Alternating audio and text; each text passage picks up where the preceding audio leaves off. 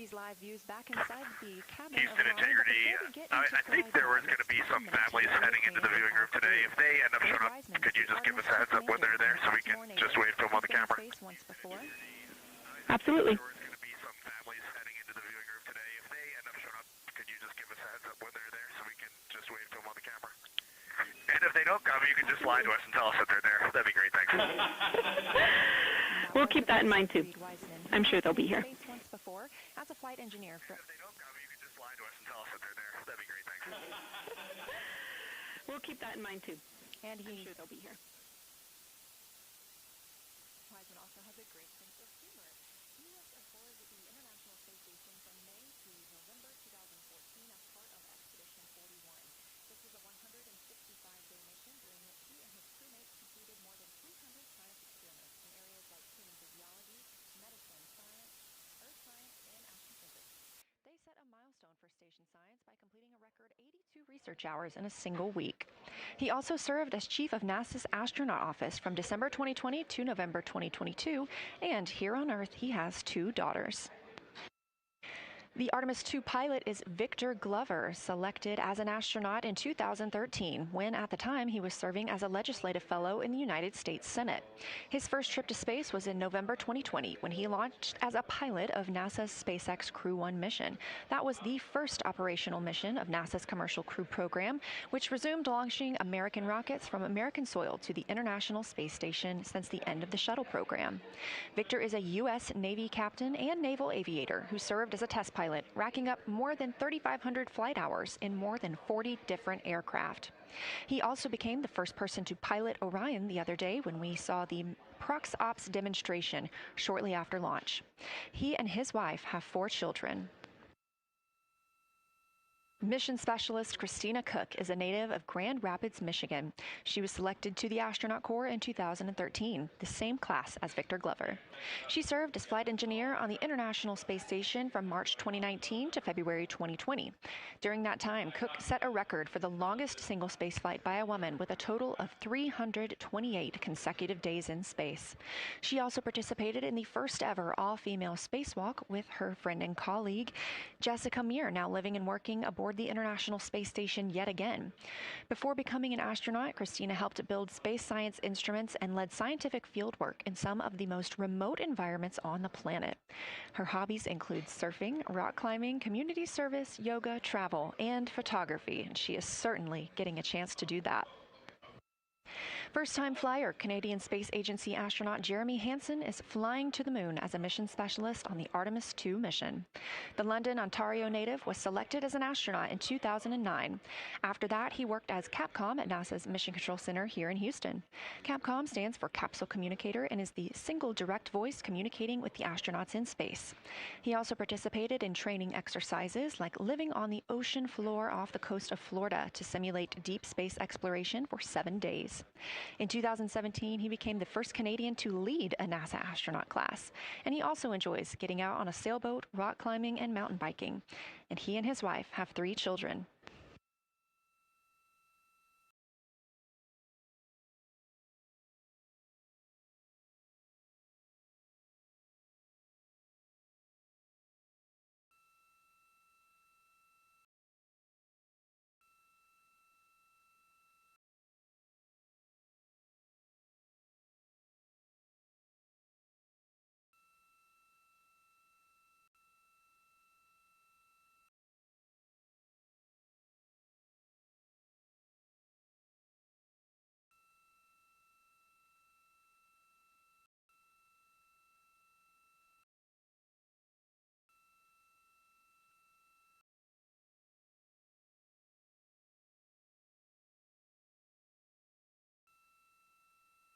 As you can see, the crew members have dimmed the cabin lights inside Orion.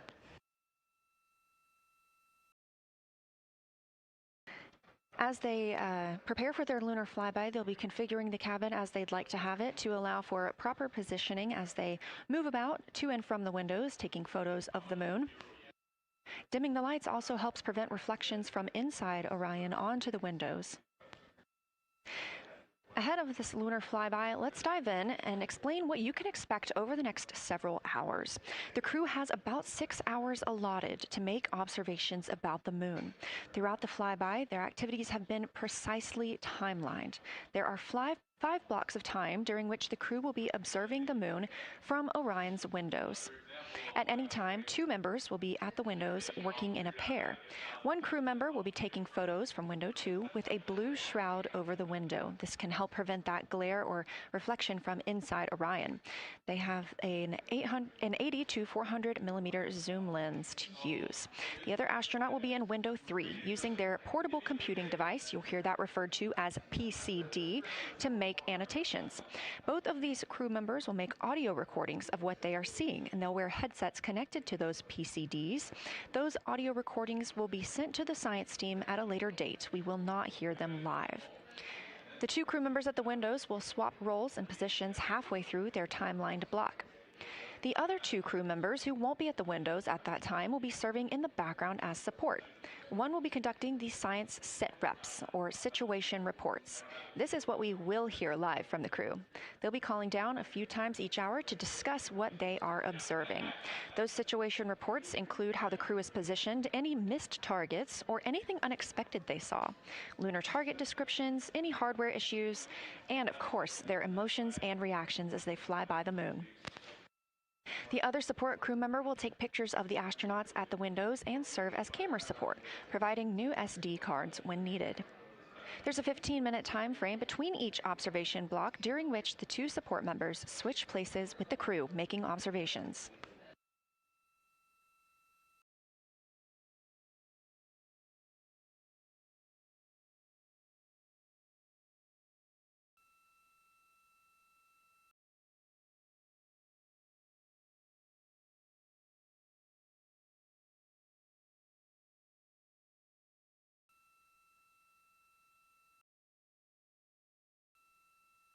Two views, both coming from Orion. There on the left, the inside of the spacecraft, and on the right, a view of our moon, the destination for today.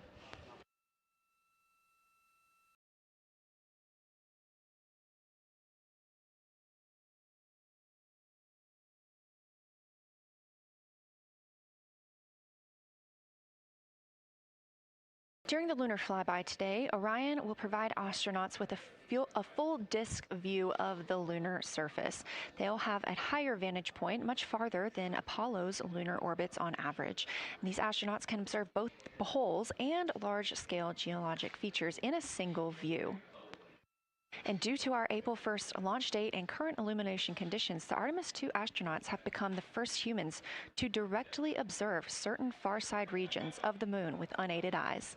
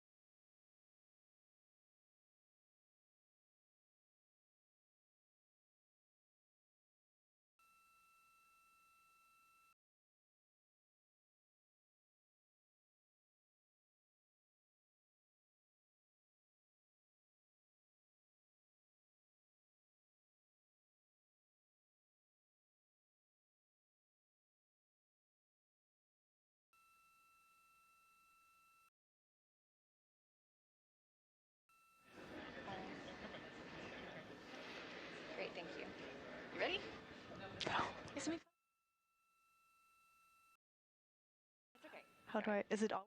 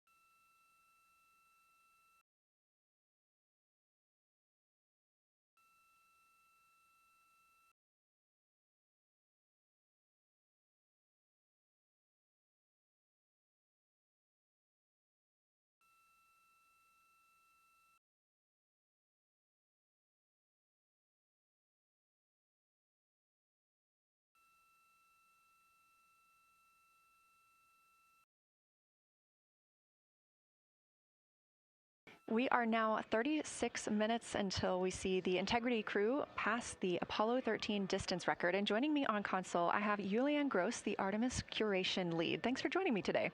Thanks for having me. I'm very excited to be here. We're very excited to have you. So can you tell me about your role as Artemis curation lead and what that entails? Yeah, so for the overall Artemis campaign, I'm the Artemis lunar sample curation lead. That means I'm helping NASA to return the next set of lunar samples from the lunar surface. And for Artemis II specifically, I'm one of the science theme leads, and specifically I'm responsible, or the voice, for impacts, poles, and landing sites. Fascinating. So what helped us select the targets that the crew is going to be photographing today? So we had a plan coming in where we basically made a list of all the available targets during the April launch window, because before you launch, we wouldn't exactly be sure which targets would be visible. And so once we launched, we then were able to cut down on that list and prioritize our targets. And the 5 theme leads came together and really discussed and talked through which the long lens configured for lunar flyby. Which targets we could then see and prioritize. And so that made it into our plan. We worked then with timeline to make sure that all the targets are visible. Some targets are time dependent, like Earthset or Earthrise, and some targets will rotate out of view when Integrity starts going around the moon. And so we put these in early so that the crew has a chance to describe those to us. Fascinating. I cannot wait to hear what they have to say. So we just heard them say that their long lens is configured. That's very exciting. And for us, when we look at the moon from Earth, what features are we seeing that the crew will also fly by today? Yeah, so I really hope that people on Earth who are in nighttime will look up into the moon tonight. The features that the crew will see that we can also currently see is Aristarchus Plateau. Grimaldi is another feature. They're going to be sort of on our limb. And then Oceanus Procellarum, that really dark, large area on the near side that we can see. The crew is going to see that in the beginning. The more they fly around, the less of that they will see. So those are targets we will hear them describe early on in the flyby.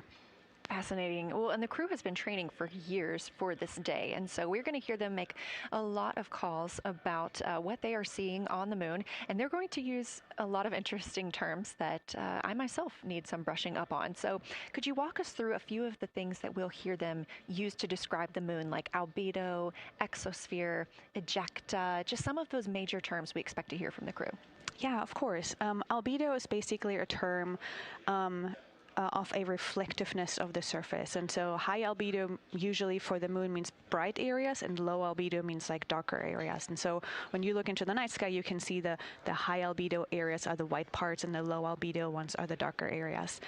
Ejecta is when you have an impact and it ejects or throws out material that then ends up on the surface, and you can see that as sort of rays or ray systems. So you might hear them describe, I can see Ohm, for example, with its rays. It has an isometric rays coming out, and so we are excited to hear them describe that. You might hopefully hear stuff about color or color hues, and so if they can see any changes in those color hues from like white to gray to maybe brownish, we're excited to hear about that. Exosphere is the almost no existing atmosphere of the moon. It's barely there. But there is dust on the lunar surface that can get lofted up through electrostatic forces. And when the sun goes behind the moon, it can scatter forward on those dust particles and sort of like create a little glow on the horizon. And so we're really excited to see if the crew can actually see that. This is so exciting. Thank you so much for walking through all of that with us. Julianne Gross, Artemis Curation Lead, we really appreciate you joining us here today, and good luck to your team. Thank you. I'm really excited to be here. We are now MET 4 days, 18 hours, and 49 minutes into the flight of Orion. This view of the moon from the Orion spacecraft as we get closer and closer.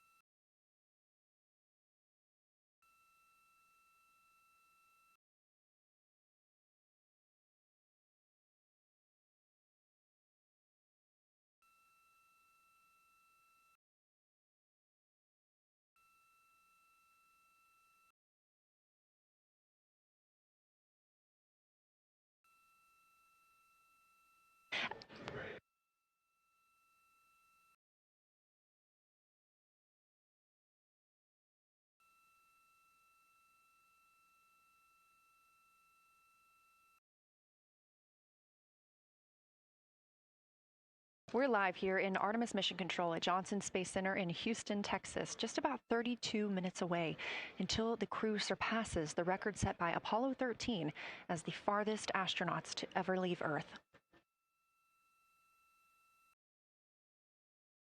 This view coming from a camera mounted on the tip of one of Orion's 4 solar arrays. Each array has a camera on its tip, and so we anticipate getting views throughout the lunar flyby. Of course, except during the point of loss of signal when the spacecraft flies behind the moon.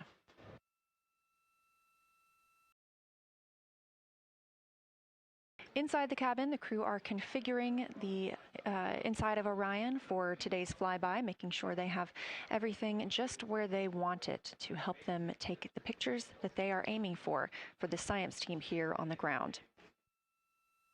Coming up in just a few minutes, we will have a pre-lunar flyby conference. During that Lunar Flyby Science Crew Conference, our science officer here on console, Kelsey Young, will be speaking directly with the crew members about their targets, about their goals for today, what they expect to see, and what we are hoping to hear from them.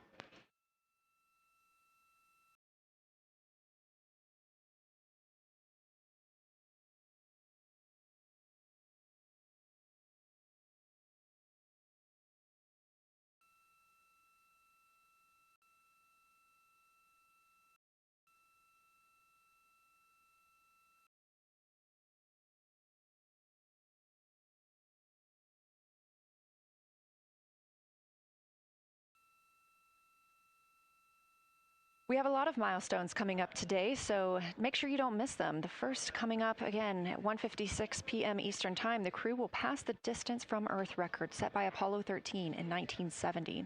At 2:45 p.m., lunar flyby officially begins. The crew will have that time on their schedules to begin photographing and providing audio recordings of what they are seeing on the moon. At 7:02 p.m., Orion will make its closest approach to the moon, approximately 4,070 miles away. Of course, all of these numbers are going to have to be confirmed following the flyby. These are estimates, and we are working with orbital mechanics. At 7:07 p.m., Orion reaches its maximum distance from Earth, approximately 252,760 miles away from us all. At 8:35 p.m., the spacecraft will enter a solar eclipse. The crew will become the first to see a solar eclipse from the moon.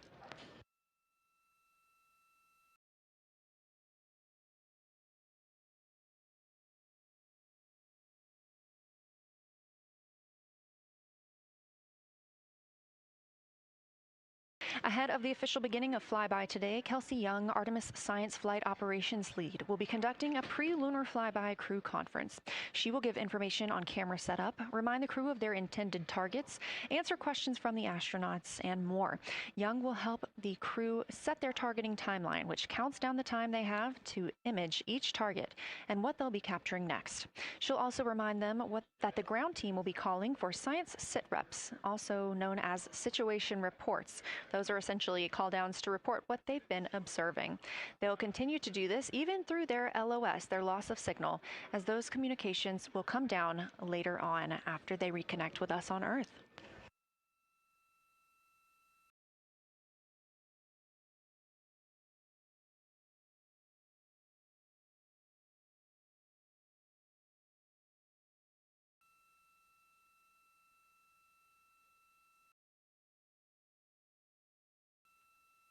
This view in the cabin, you can see the crew members are already using their cameras, getting set up, and they have dimmed the cabin lights to allow them better visibility outside of the windows and fewer reflections. Now, 28 minutes until they become the humans to travel farthest from our planet.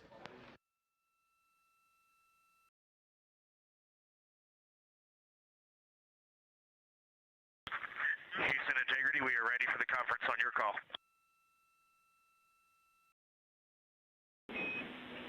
Houston is ready for the conference, passing you over to Science.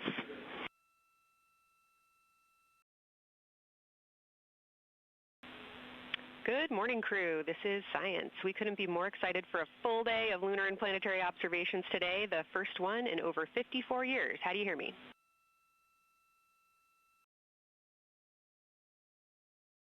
We hear you loud and clear, and Kelsey, you just got to know you're pulling us away from the moon right now, so let's go. Message received. I will keep it tight here.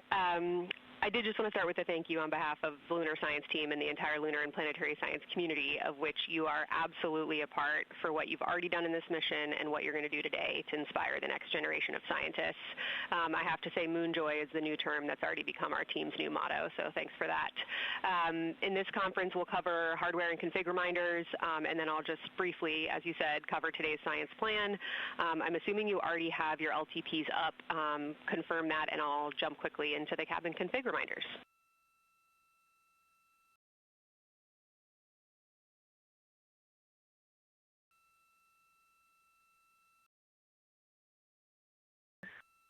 Okay, we have the LTP up just to give you a sit rep on board. You've got Reed and Christina on one PCD, and Ike has his own, and Jeremy has his own. Copy that. That was going to be one of my questions for you, and I'll ask a question back. Is that the config that you and Christina plan to carry throughout the day for PCD use?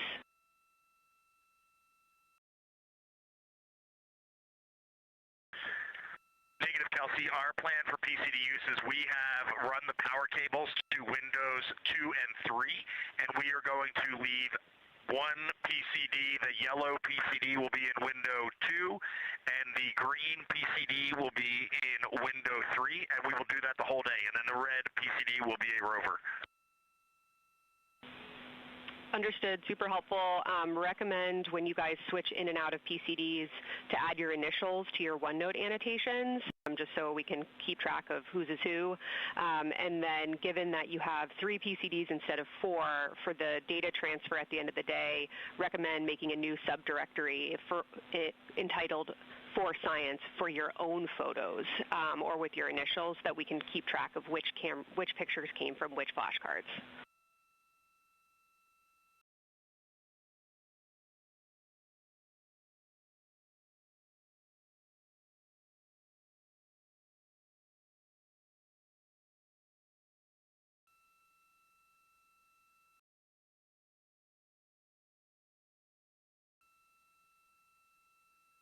This view.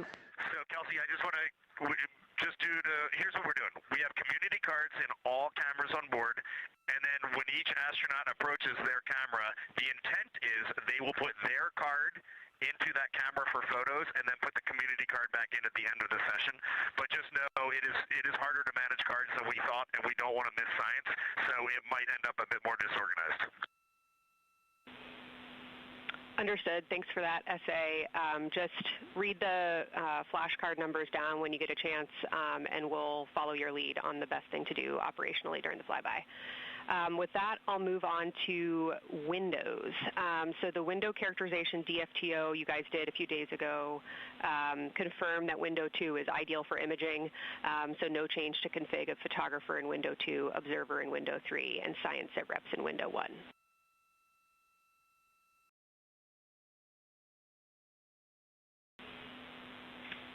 Coming up on a handover. Be back. Hang on, Kelsey. The way we have it configured, tell us if this is going to be wrong. Window 2 is the long lens with a shroud. Window. As you heard, Science Officer called to the crew.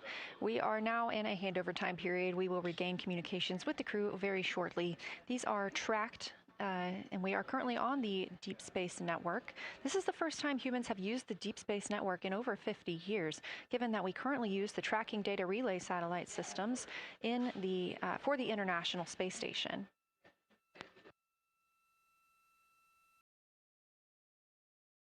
This view from Artemis Mission Control on the right is Kelsey Young. That's who you hear speaking with the crew. Young is the Artemis Science Flight Operations Lead, and we also look forward to speaking with her here today.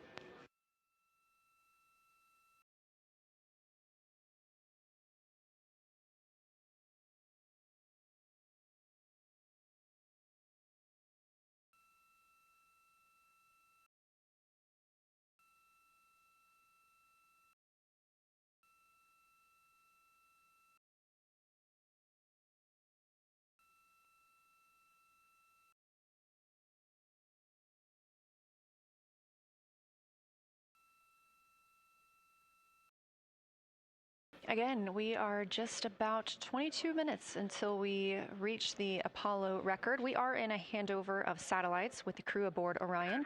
The T-shirt shroud for the Z9 and solar, and then window 3 will be for visual observations, and window 4 is for floater. And thanks, Integrity, for that. Reed, we had a handover during that time, so I'm going to have to ask you to give that read back on window orientation for the crew again.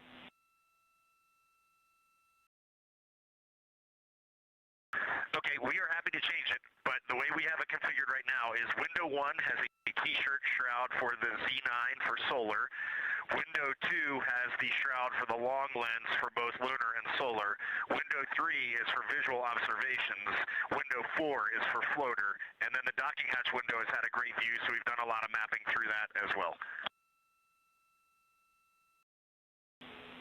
All right, copy all, Reed. A note just on the window 1 T-shirt shroud that you can remove that for the lunar observation block if you want to, if you want that extra view for another floater, but defer to you guys on that. You are go to use the full 400 millimeter zoom on the long lens, but where possible, try to keep the end of the lens flush with the window to prevent imaging through the multiple window panes at an angle. And if you have to take an image at an angle, recommend you limit the max focal length to 200 millimeters or simply acquire the images at multiple focal lengths. Last imaging update as a result of the DFTO is that if you can take the images out of the left side of window 2 where possible, that is the best half the window. Understand that might not be possible with the shroud. Any other imaging questions from you?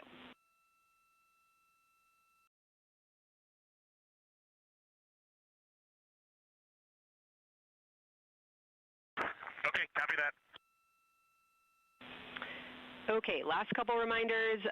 Don't forget the ability to take the WAV files to tag imagery that you are wanting to follow up on using the FN3 button on your camera. And then a couple quick notes on your LTP. We have refined your precise flyby timing since generating the LTP. Optimus has the correct timing for the LOS and AOS, but the LTP identifiers for LOS and AOS are roughly 2 minutes later than they will be in reality. Final LTP timing update is that the green line on your LTP should start automatically 45 minutes before the flyby. If it doesn't appear, let me know and I'll have troubleshooting steps for you. Last updates are on the eclipse, so only for that last hour today. Of course, remember if the sun is in view to use your eclipse glasses. And reminder that we will have a few activities for you prior to the eclipse to reconfigure all 3 cameras for corona and deep sky observations. These activities, some of which will occur during the forward link LOS, so we wanted to flag it for you now. Any questions before I cover the last 2 reminders?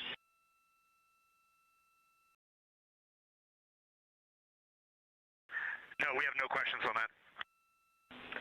Last couple eclipse reminders, the sunset period and the first roughly 23 minutes of the eclipse will fall during that forward link LOS, but we'll still have a return link, and we're still looking forward to your science sit reps and observations during that time. And I do have a reminder for you on your preferred starting config for the eclipse in terms of role responsibility. Let me know if you want me to read that up or if you guys have that in your minds already. And if no other questions on config, I'll give you a few science-focused reminders.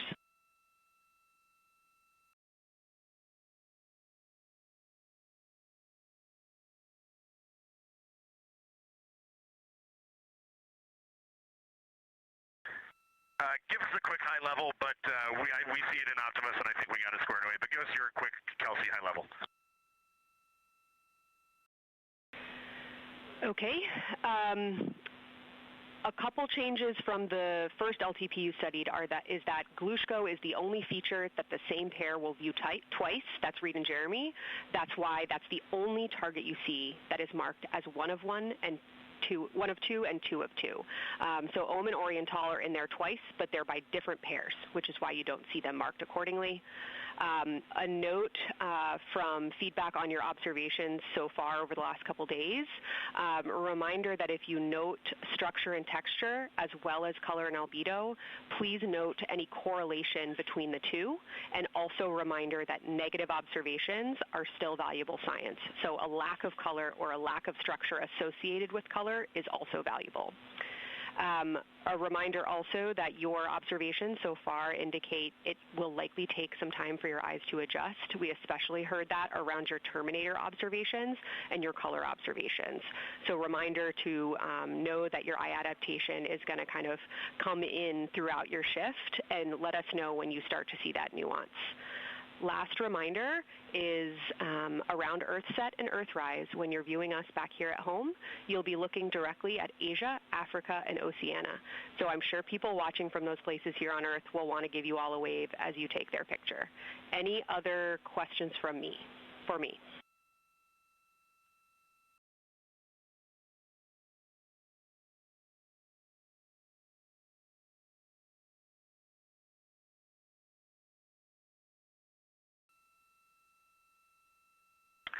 And Kelsey, hey, when you're talking window 2 left and right side, just can you say towards window 1 or towards window 3, and then we'll know that we are talking the same language?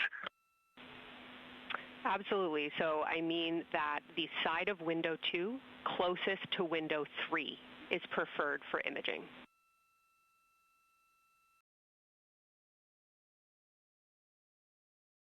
Okay, the side of window 2 closest to window 3 is preferred for recording. Stand by, we'll talk to the crew.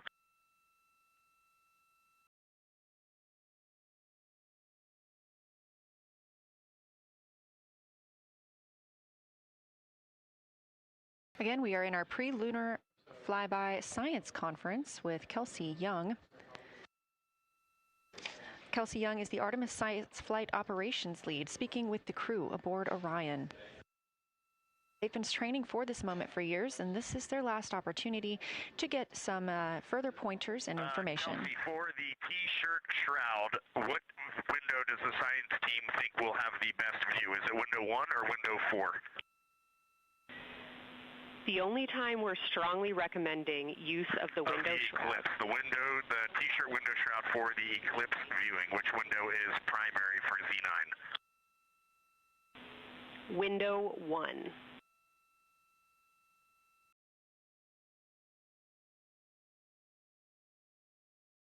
Okay, awesome. So we have got that all set up. And just to be 100% sure, window 1 is the most port window by the food warmer. Window 2 is right in front of seat 1. Window 3 is right in front of seat 2. And window 4 is on the starboard side by the side hatch. Do you agree with all that? We agree on the ground. Good readback.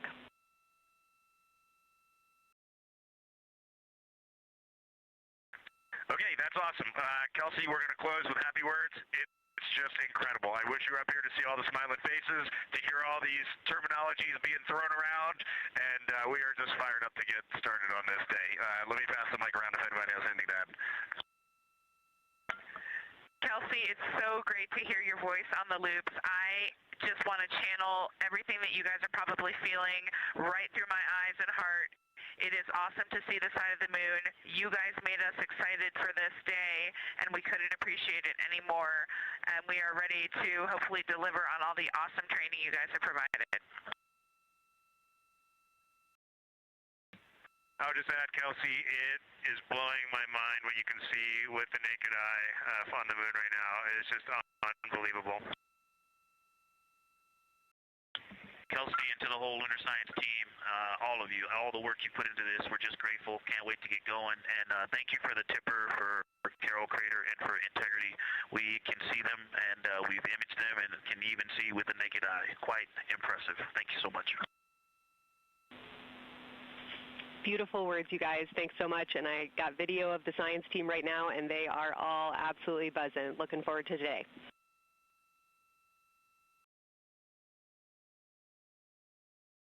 Okay, we're heading into the timeline.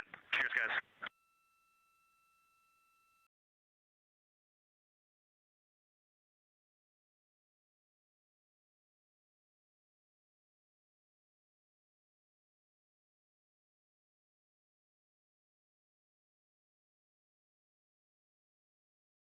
Of the pre-lunar flyby science conference with Dr. Kelsey Young. Young has served as the Artemis Science Flight Operations Lead, getting the crew ready. And we're live in Artemis Mission Control in Houston, but we are not the only room monitoring today's flyby. As you heard Young mention, in this same building and just down the hall, a multidisciplinary lunar science team supports the Artemis II crew in real time, including experts in lunar geology, impact cratering, volcanism, polar science, imaging, and visualization. There are two integrated facilities, and the first is the SIR, which is what you have right here. That's the Science Evaluation Room. They are embedded within Mission Control to provide science input during live operations like what we see today. Additionally, and not pictured, we have the Science Mission Operations Room, a back room that processes data, evaluates imagery, and supports rapid analysis. Our science officer on console in Mission Control Houston serves as the primary interface between the science team and the flight controllers, ensuring science priorities are represented during mission execution. Again, today, that's Dr. Kelsey Young, who will be speaking with the crew during the time they're behind the moon. We will be speaking with her once the crew is behind the moon and out of communication with Earth.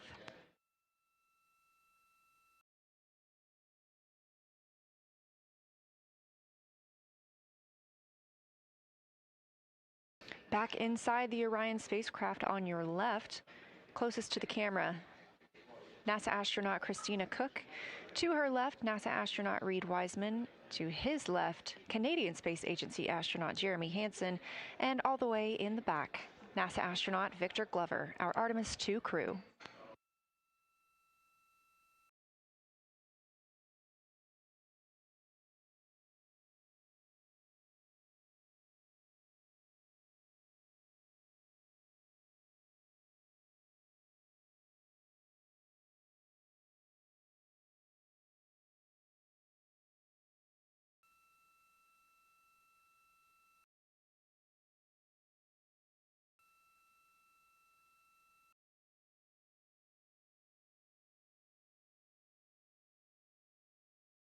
We are now approaching 8 minutes until the crew surpasses the Apollo 13 record.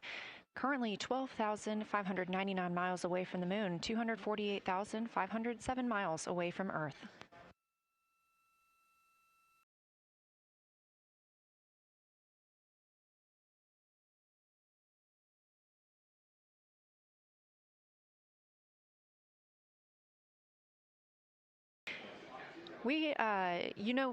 You may also hear the Orion spacecraft referred to today as Integrity.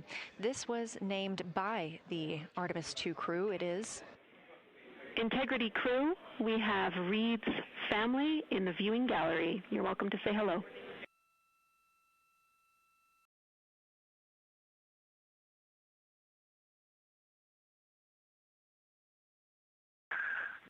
Well, whether you're being serious or you're kidding around, that is awesome to hear. Thanks, Jenny. And hello to Ellie and Katie. I don't know who else is there, but it's great to know that you're in mission control right now, following along. We are having a blast up here, and the view of the moon is absolutely amazing.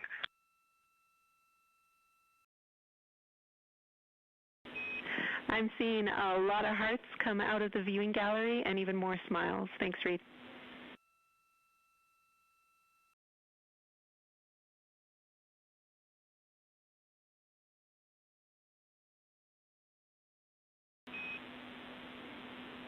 Copy heart, copy bracelet.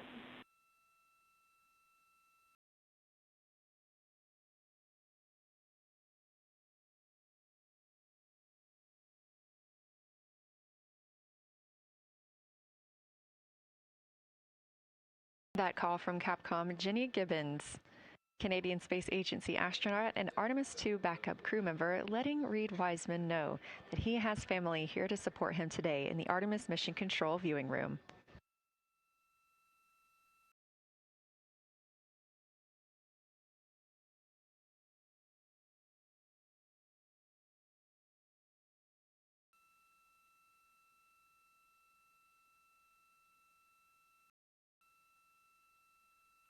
As I was mentioning, we have the Orion spacecraft flying today. However, the Artemis crew members named their Orion spacecraft Integrity, so you will hear calls to this entire crew with the name Integrity. They say that the name Integrity embodies the foundation of trust, respect, candor, and humility across the crew and the many engineers, technicians, scientists, planners, and dreamers required for mission success.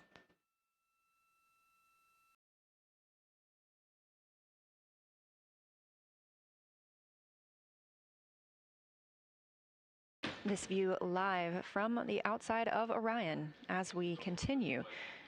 Preparing for our lunar flyby, now less than 5 minutes from surpassing the record set by Apollo 13 astronauts for the farthest humans to travel from Earth. This will not be the farthest that Integrity travels today. They will continue until they reach approximately a distance of 252,760 miles. That would be about 4,105 miles farther than Apollo 13. However, these numbers are our targets, and we will get confirmation on those numbers as soon as we possibly can and share them with you all.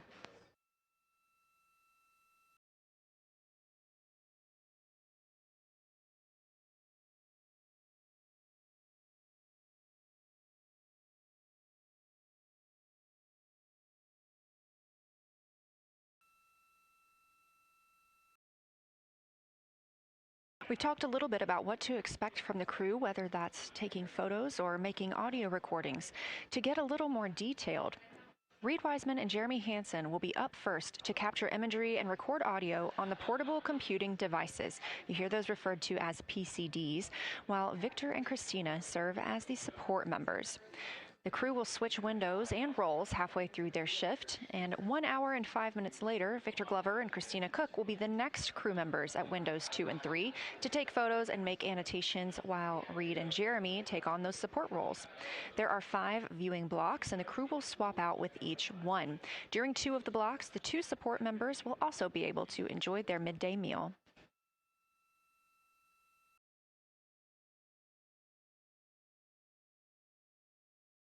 At least 3 times per block is a science sit rep. Again, situational report. This is partially an operational status, reporting back if they missed any targets or gotten any specific ones, if they have issues with their camera or any other operational items. The other part is an actual description of the moon. This task is done by one of the support team astronauts, so that's not the crew currently taking photos or making annotations, but they do have windows 1 and 4 that they can float up and provide that information from. If you watch the entirety of the flyby, you'll also notice the crew will be photographing some targets multiple times to get observations in different lighting conditions. This is due to Orion changing their location throughout the flyby.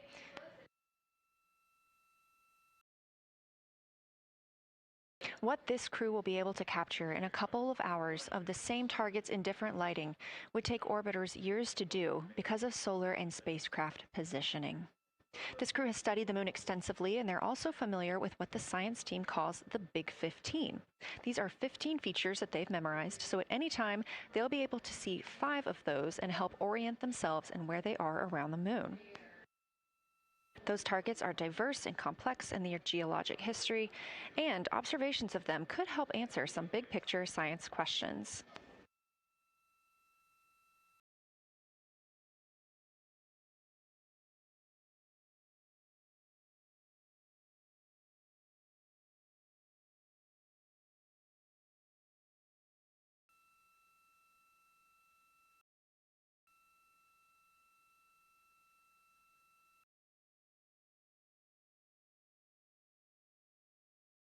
If you've been following the mission, you can see that the configuration of the cabin is a little bit different than what it looked like on launch day. After ascent, the crew were allowed to reconfigure their spacecraft, and you can see that they've taken down seats. They have also taken away footrests. This gives them more opportunity to move about the spacecraft.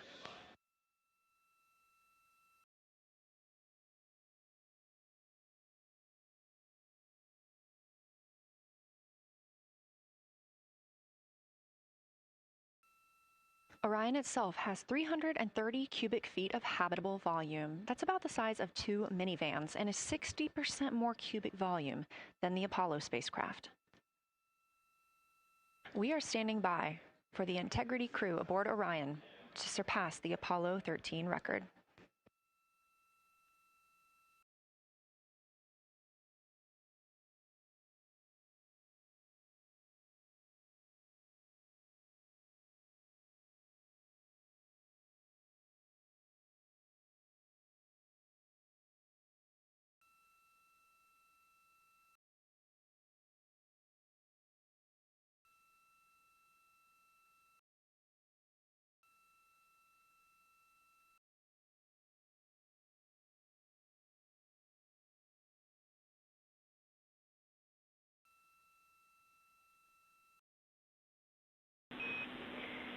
Integrity crew, on April 15, 1970, during the Apollo 13 mission, 3 explorers set the record for the farthest distance humans have ever traveled from our home planet.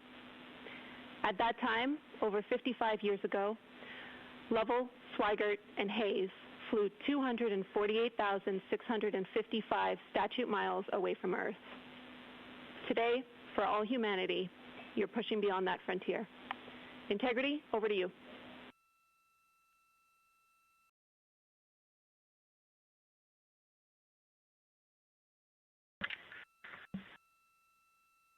Yeah, from the cabin of Integrity here as we surpass the furthest distance humans have ever traveled from planet Earth. We do so in honoring the extraordinary efforts and feats of our predecessors in human space exploration. We will continue our journey even further into space before Mother Earth succeeds in pulling us back to everything that we hold dear. But we most importantly choose this moment to challenge this generation and the next to make sure this record is not long-lived.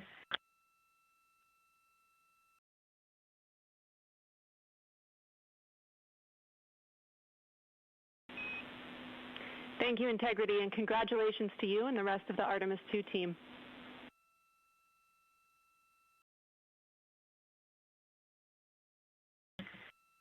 Thank you, Houston. We have a couple more things we'd like to take this moment for. Our science team helped us out with a couple of relatively fresh craters on the moon that have not been previously named, and our crew would like to propose a couple of potential names for those items or those areas. And we spent a bit of time this morning looking out the window, and we're able to see them now both with our naked eye and through the long lens, and so we feel this is a good time to send this down, and a special shout out to Kelsey for helping us with this. The first one we'd like to suggest is a named crater in honor of our great spacecraft, Integrity. And so if you were to look at Oriental on the far side and then draw a line straight up to Ohm on the far side, relatively in the middle is an unnamed crater, and we would like to suggest it be called Integrity in the future.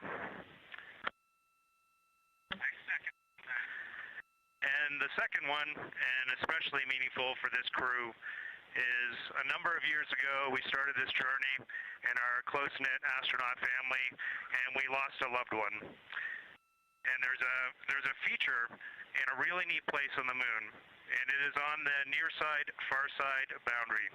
In fact, it's just on the near side of that boundary, and so at certain times of the moon's transit around Earth, we will be able to see this from Earth. And so we lost a loved one. Her name was Carol, the spouse of Reed, the mother of Katie and Ellie. And if you want to find this one, you look at Glushko, and it's just to the northwest of that, at the same latitude as Ohm, and it's a bright spot on the moon. And we would like to call it Carol, and you spell that C-A-R-R-O-L-L.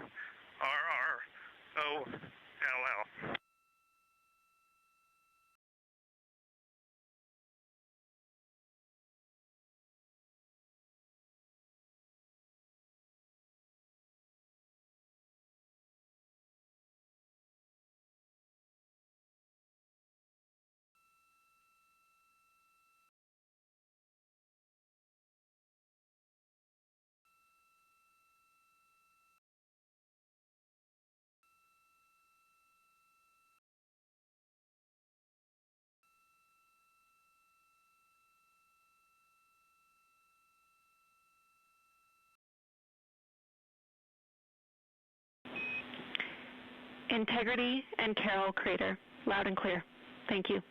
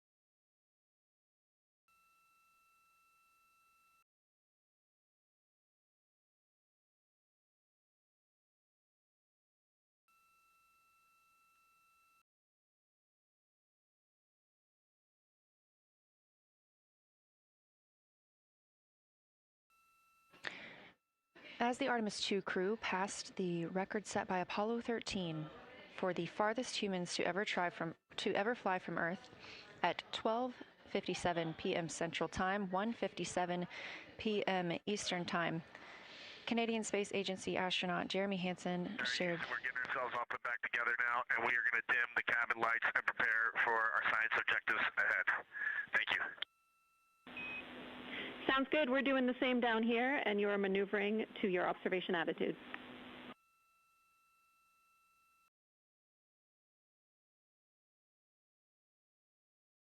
As we pass that Apollo 13 record of the furthest humans to ever fly from Earth at 12:57 p.m. Central Time, 1:57 p.m. Eastern Time, the Artemis II crew shared some poignant words, specifically Canadian Space Agency astronaut Jeremy Hansen. The crew also called down two craters not yet named that they would like to name. One, Integrity, in honor of their spacecraft, which they have named. That's near the Ohm crater. Another near Glushko, which is a bright spot, named Carroll, in memory of Reed Wiseman's wife.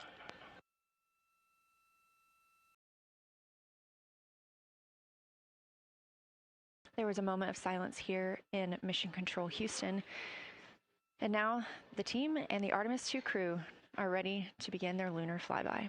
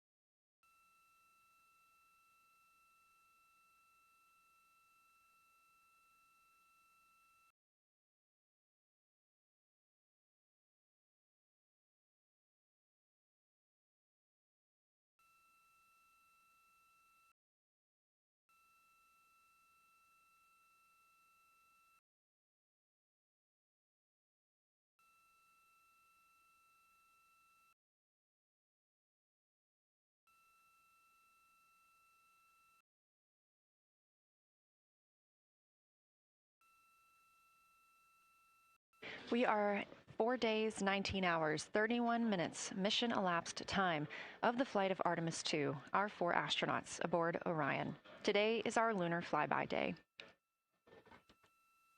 The spacecraft is currently about 12,000 miles away from the moon, and you can keep up with the distance from Orion to the moon and Earth by visiting nasa.gov/track Artemis. Or you can just stay with us here because we're going to be telling you throughout the day.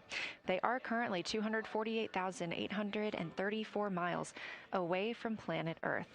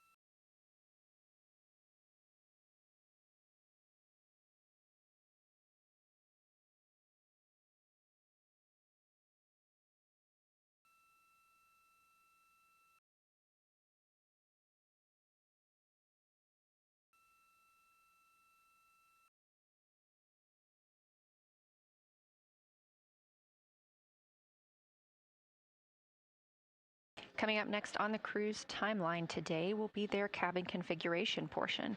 You heard some calls down to Science Officer Dr. Kelsey Young earlier about how they have configured the cabin so far. This is just a little bit more of timelined activity for them if they need to further do so. On flight day 3, the crew had time on their schedule allotted for configuring the spacecraft cabin for how they intended to arrange it today. Of course, they had to take down that configuration for another test yesterday of their Orion crew survival system suits. But configuring it on flight day 3 allows them the opportunity to get a chance to see what works for them now that they are in the microgravity environment.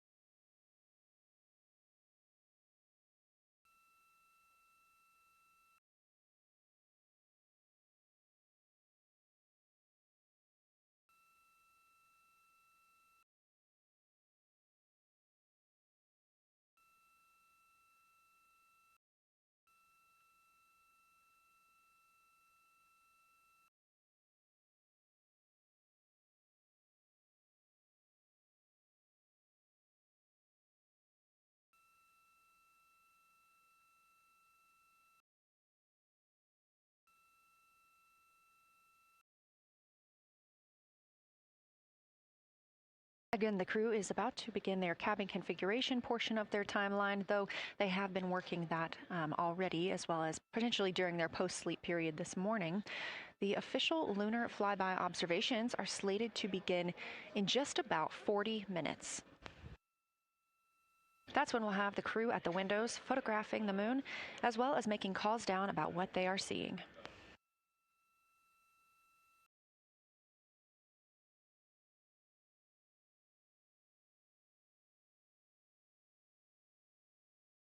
Again, we are live here in Artemis Mission Control for the duration of the flyby. Currently, the Orbit 1 flight control team is on console. This room is staffed 24/7 from the time before the astronauts step foot on the rocket until the time they are splashed down and are safely recovered in the Pacific Ocean on flight day 10.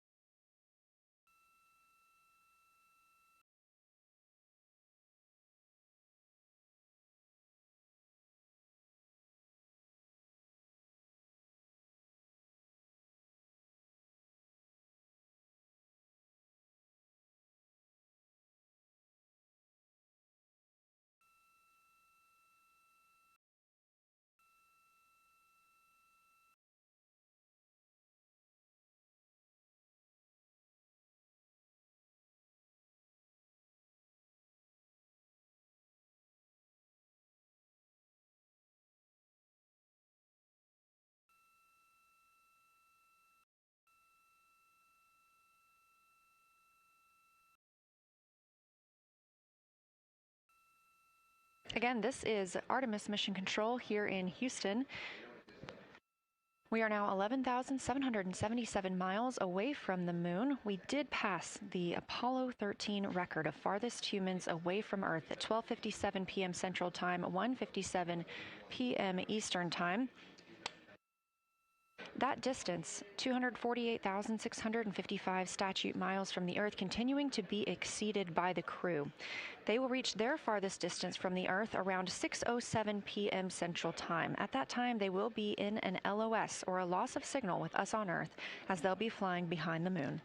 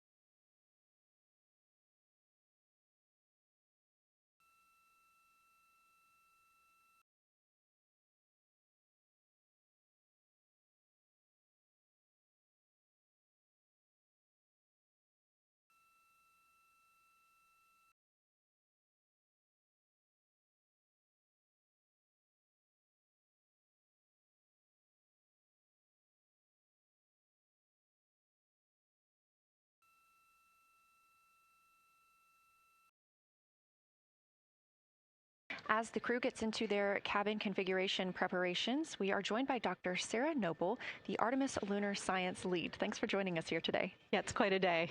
Yeah, we are very excited. I can only imagine how you guys are doing over there. So tell me a little bit about yourself and what your role is for Artemis II. Sure. So I'm the Artemis Lunar Science Lead, so over the entire campaign, and my job is basically to make sure that as we have this big adventure back to the moon, we actually learn new things about the moon. Fascinating. So why is the moon such an important destination today? Yeah, so the moon is a pretty amazing place. It is a great place to learn about basic fundamental processes that happen on like all the planets, like cratering and volcanology. And also it is, part of our Earth-Moon system. And, the Earth recycles its rocks pretty well, right, through plate tectonics and weathering and whatever. Most of the rocks on the Earth are geologically young. But on the moon, we have the entire record that goes back 4.5 billion years since we formed. And so if we really want to learn about what was happening in that period, like the moon is really the only place we can go. We're also thinking about going back to the moon, and we want to go to the lunar South Pole. So what makes that such an interesting destination? Yeah, the South Pole is cool, right? It's far away from the places we went during Apollo. It's different kinds of rocks there, some of the oldest rocks on the moon. It's also a place where we think there might be resources like water. There are craters that really never can see the sun because of the low sun angles there, and they get very cold. And we think that water and other things can build up in those craters, and so we're very interested to see what that might do for us. I'm very interested as well. So for some of our viewers who might be new to this, what does lunar science look like during an Artemis mission? Yeah, it's pretty exciting for us as we have sort of built this from scratch to try to understand how we can best use the crew to support our science. And so, we've developed a system. We've got a team in place. We've got a back room here in this building called the SIR, the Science Evaluation Room. And there's a back room to that back room over in another building here at Johnson Space Center, where we've got our teams of scientists working really hard. They're actually speaking to this room through our science officer. This is now the first time we've ever had a science officer in flight control room, so we're pretty excited about that. So we have a really voice out and up to the crew. I know, it's been so exciting to hear Dr. Kelsey Young speaking directly with the crew today, now so close to the moon. And we have a live view here of the science operation, or the science evaluation room. So this is where the majority of your team is today. Is that right? Yeah, that's right. This is a big chunk of our scientists. You can see them in there now working hard, trying to get ready for the day. And then again, there's a second room where we have a lot of our data folks, where the data will first come down and they'll sort of sift through the data and get it ready for this team to take. What's the mood like right now in the SIR? It is, I would say, giddy. I think we've worked very hard for this. They have done simulation after simulation. They have worked really hard over the last couple of years to get ready for this moment, and I think everybody's just really excited to see. Even already we've had some descriptions from the crew coming down, and it's so great to see their joy and our joy, our love for the moon come through. Yes, we are in for a real treat today, if it's been anything like their observations the past couple of days. So how are the lunar science teams using this test flight to prepare for future missions to the moon? Yeah, absolutely. This is the way that we are building our foundation for the future, from everything from, how do you train a crew to be a geologist, right? And so, working through that, getting them classroom training, field training, building the science team, building these physical rooms that we are in, designing the software that the teams are using, and then, figuring out what happens to that data. They're going to take this data and it's going to come down, and how do we get it out to not only our team, but out to the world and the rest of the science community? Yeah, that's a great point, because when you hear these crew members talk, you would never know that they're not geologists. Your team has trained them so well. They have been very good students. Who can blame them? It's a pretty great topic. One more question for you. How does the science that we're doing on Artemis help support long-term exploration, and including our sustained presence on the moon? Yeah, you know what? We have a saying in the Science Mission Directorate that science enables exploration and exploration enables science, right? So you need the scientists, because we are the ones who are the experts in, landing site and doing analysis of landing site and making sure we can find a good place to land, to understanding the properties of the soil so we can, design our systems to manage that, understanding the radiation environment, keeping our astronauts safe, all of these things, right?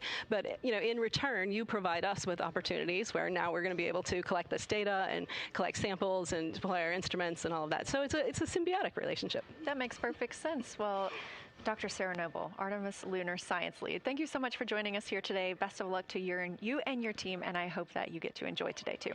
Thank you so much. We are now getting closer and closer to our lunar neighbor. This live view coming from the Orion spacecraft and a camera mounted on one of its solar array wings.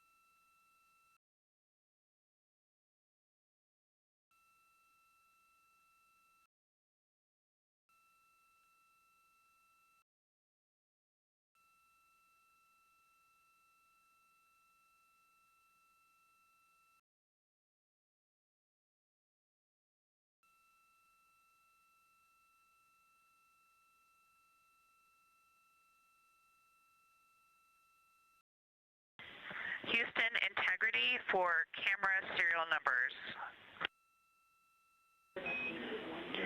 Ready to copy.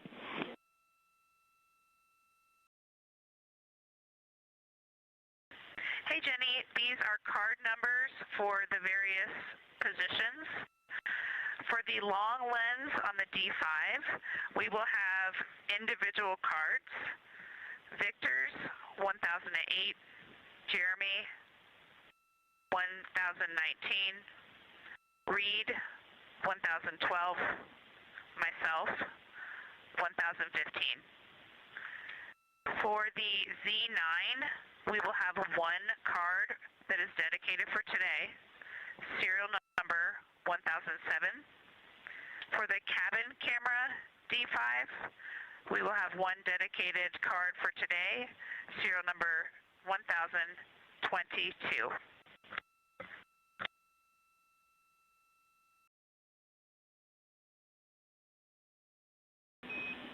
All right, Christina, we copy all. Thank you.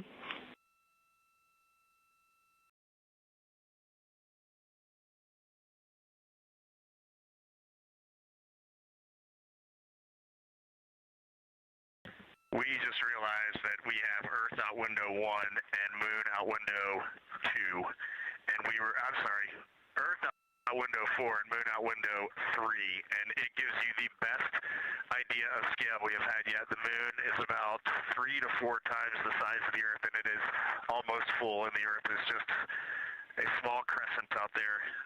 It's magnificent. I got a picture of it with the wide lens. Such a majestic view out here. Amaze, amaze, amaze. Thank you, Reed.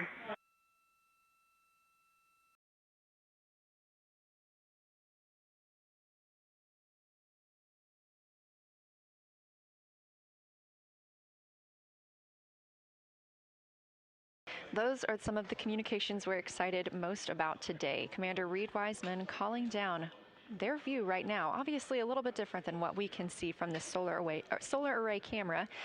They are looking through the windows of the Orion spacecraft, able to see at the same time Earth and the Moon. You also heard NASA astronaut Christina Cook calling down some of the cameras that they will be using today. The crew is in that cabin configuration portion, and we expect the lunar flyby observation period to start in just about 20 minutes.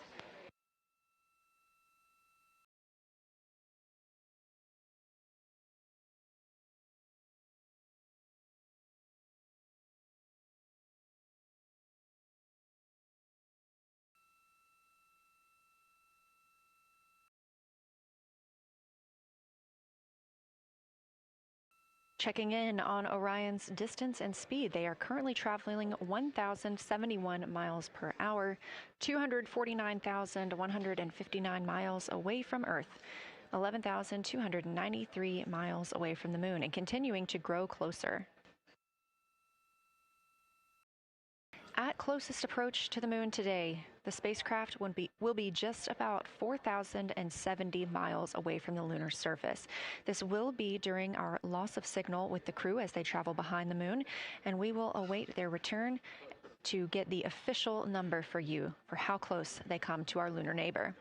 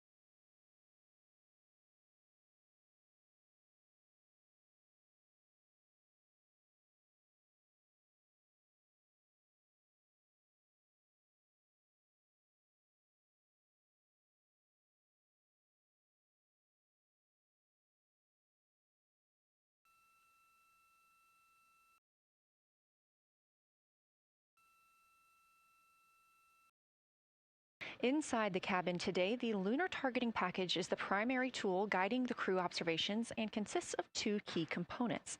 The Lunar Geography Review helped the astronauts study major lunar features in advance and help learn how to orient themselves during the flyby. Because, of course, the moon is not actually labeled like it appears here when we look at this map. The lunar targeting plan provides a detailed timeline of observation targets, background science context, and specific instructions for the pictures the crew should take, as well as the verbal descriptions that will be helpful to the science team reviewing them later. This is a screenshot from their lunar targeting package and a screenshot specifically of that lunar. For attitude. Go ahead.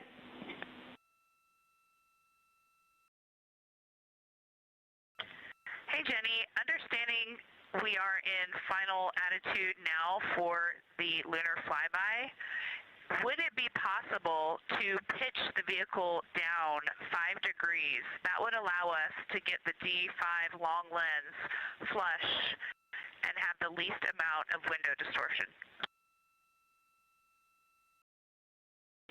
We're checking. That call from Christina Cook, NASA astronaut and mission specialist on Artemis II. Copy. The Orion spacecraft is positioned in a specific attitude to allow the crew to best see the moon outside of their windows today for this imaging opportunity. That call was a request for a potential attitude shift just slightly, another 5 degrees, to give them a better view and to give them a better opportunity to use their long lens camera. They'll also be using that lunar targeting package we were discussing. I am following along with that real time, so I'll be able to share with you exactly what targets the crew is looking at and when. They also trained with a lunar science passport. It's a little reference guide used on Earth to reinforce recognition of key lunar features. It is not on the flight, but it was a significant study tool for the crew to get them ready for launch. The apparent size of the moon will change throughout the flyby, and it'll appear roughly like a basketball held at arm's length at the crew's closest approach. That reinforces the need for careful planning and practiced observation techniques.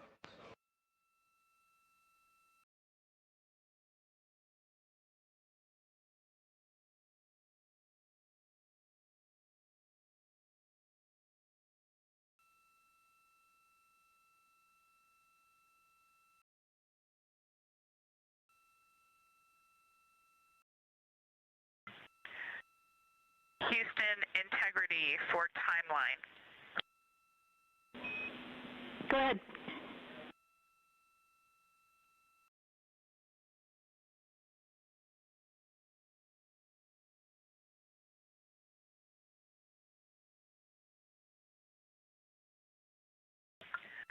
Hey, Jenny, just to make absolutely sure that we start observations when expected, we are showing in Optimus that observation time starts in about 15 minutes, and in LTP that our first target, discussion 1, starts in about 29 minutes.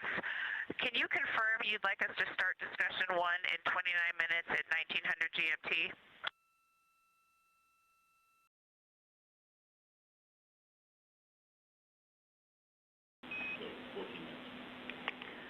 Christina, we are tracking that discussion 1 should start at 18:45. That's 15 minutes from now.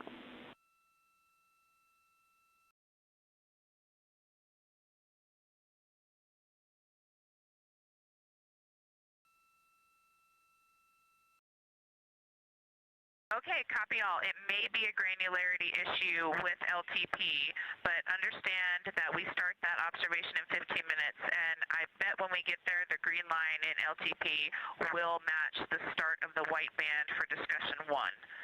I think it's just a matter of the labeling and the granularity. Thanks for confirming.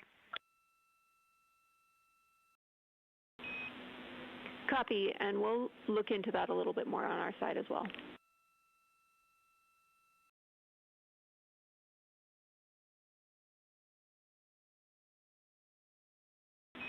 Christina, can you verify for us that your green line is moving on the timeline page of your LTP?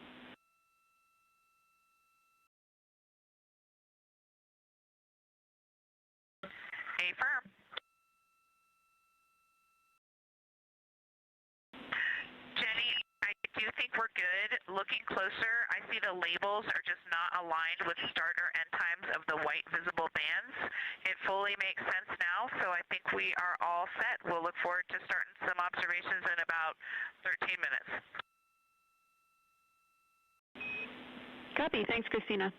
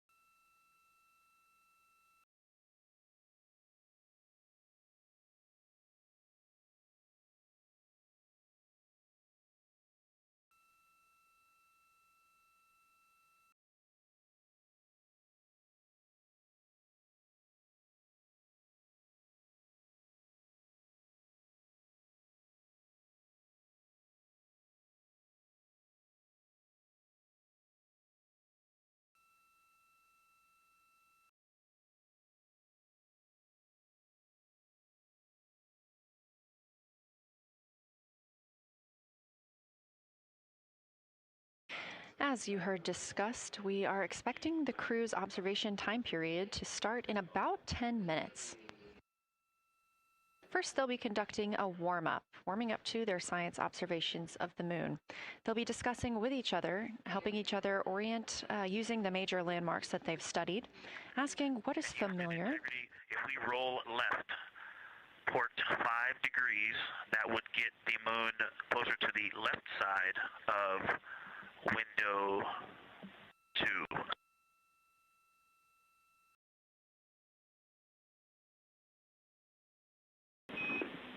Copy, Victor. We'd like to know if it's pitch and roll or one or the other.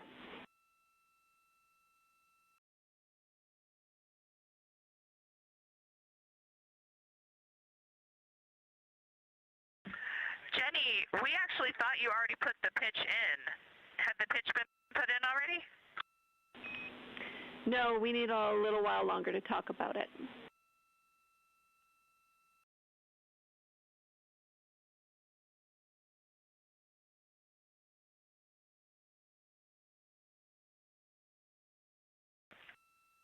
So, Jenny, I guess what's happening is just as our orbit's changing, where it is in the window is changing, so maybe these fancy little adjustments aren't worth it. It's going to continue to move in the window.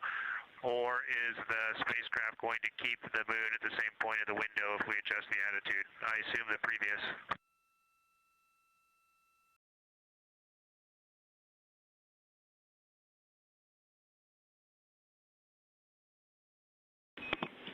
Right now, we are pointing the center of the window to the center of the moon with 2 degrees of deadband.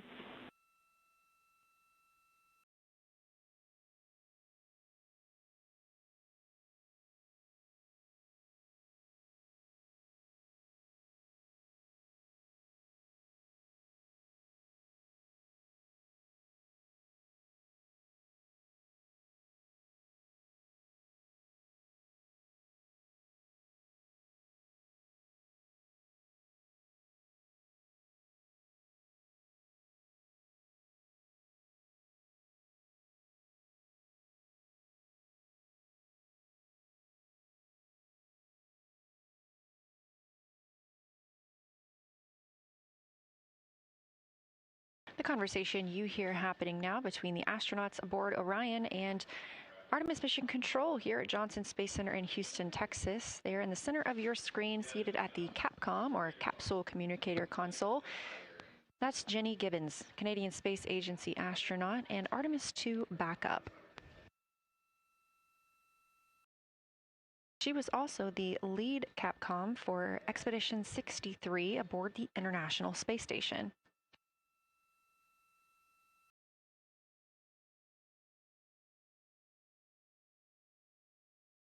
The crew is requesting some attitude changes to the spacecraft to allow them to better image the moon, our priority for today. Of course, those have to be discussed on the ground before they are put into work aboard the spacecraft, so the team is taking some time to do so. You also heard Gibbons reference that we are into dead bands. Dead bands are essentially keeping us in the lane in which we're traveling. If you're familiar with lane assist in your car, very similar in this case.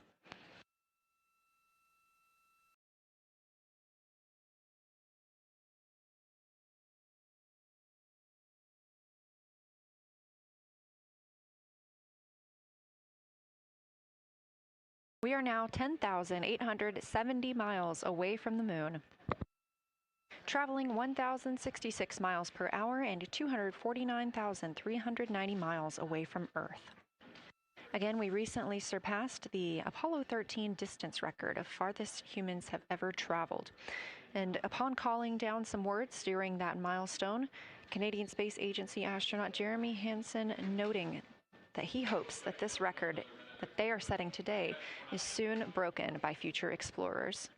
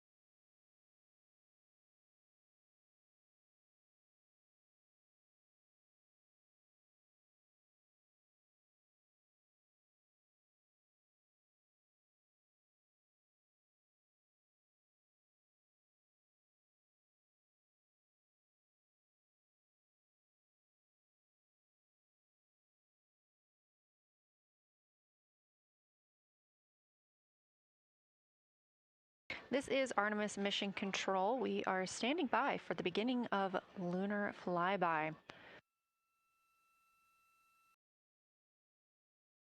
Expecting that to start in just a few minutes when the crew will begin a warm-up discussion preparing for the day. They will be capturing images along while discussing what they find familiar about the moon and what looks unexpected to them.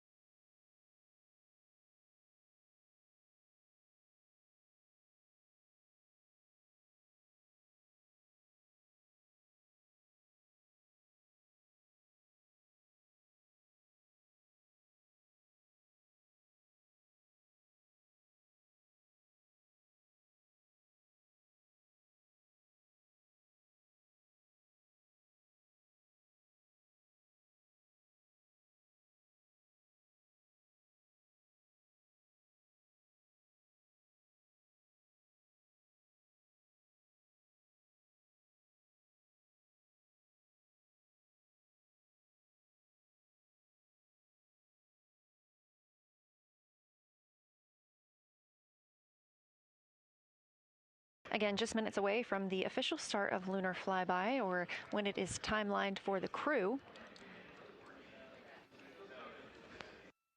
We are currently 10,726 miles away from the moon. This view on the left side of your screen coming from the camera on one of Orion's solar arrays.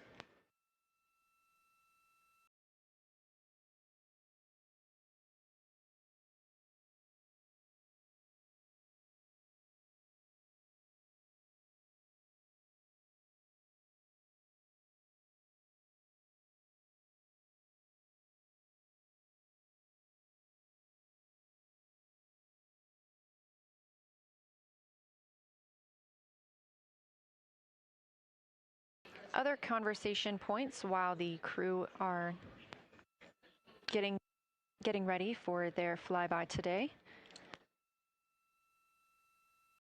They'll be looking to orient themselves using major landmarks and annotating their observations along with their discussion. They'll have 10 minutes for that warm-up discussion.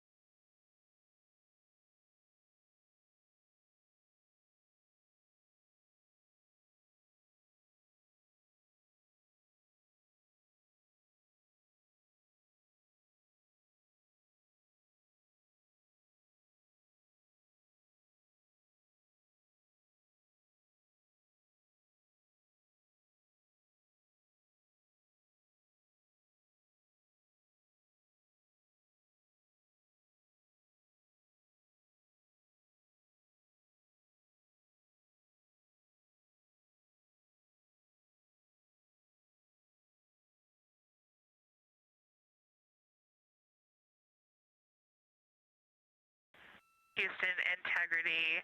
We have two folks at the window deep in discussion talking about all of the awesome features that they're seeing. We just had a huge moment realizing that Hertzsprung is about the same size as our incredible Oriental. We're really excited about this target that's kind of new to us. We're orienting on things like how we talk about albedo, finding some of the prevalent things that we're used to from all of our training, and just overall taking in this view. We also are noticing that the moon is still getting noticeably bigger as we go, even when you're watching it continuously. It's great to see these two guys get warmed up. We love the report, Christina, thanks. And you nailed it on why we added Hertzsprung. As you'll see in the prompts, we're looking for comparisons to the comparatively much older Hertzsprung compared to the younger Oriental. Great words.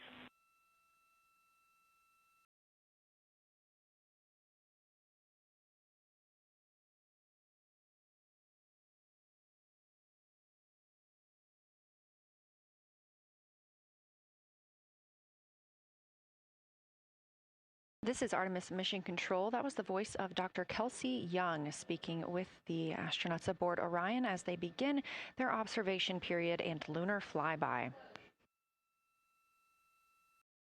NASA astronaut Christina Cook reporting their view of Hertzsprung Basin. The team here is looking for centered images of the basin at a full zoom, and they're hoping that the astronauts can image and describe the inner and outer rings. This is considered a degraded basin with a floor, rings, and ejecta compared to a younger Oriental basin.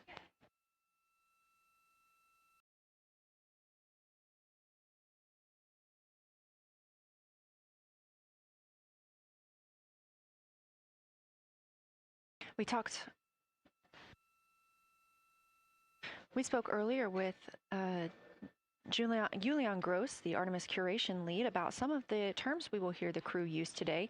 One of those just called out, that's albedo, looking at surface brightness, or the amount of light a surface reflects.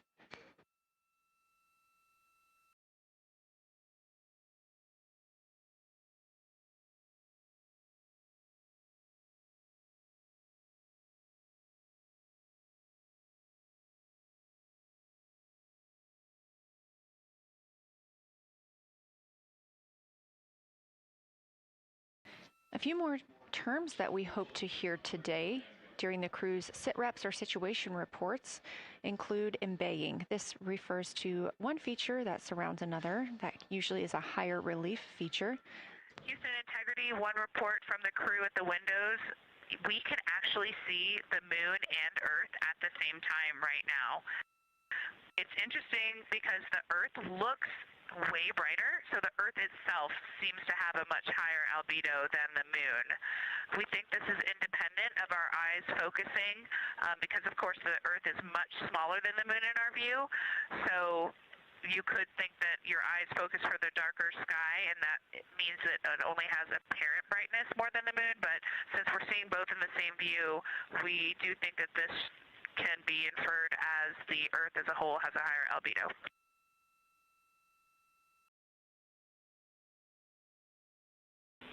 Great observation, Christina, and reminder that as you're starting to look for those subtle color and albedo variations on the moon, the relatively bright albedo Earth might make those a little bit difficult, but as your eyes continue to adjust, we expect you to start to see more nuance on the moon. Thanks.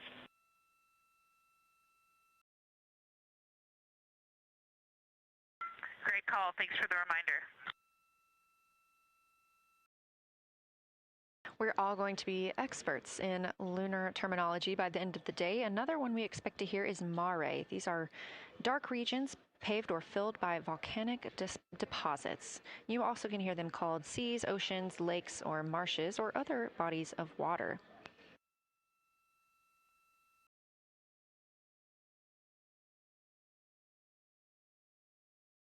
Again, we are live in Artemis Mission Control, but on the right side of your screen, that is the Science Evaluation Room, team members who have been preparing for this day for years. The crew has significantly darkened the cabin of Orion. This allows them better views outside the windows and fewer reflections from inside. They reported being able to see the moon and the Earth out the same window at this time.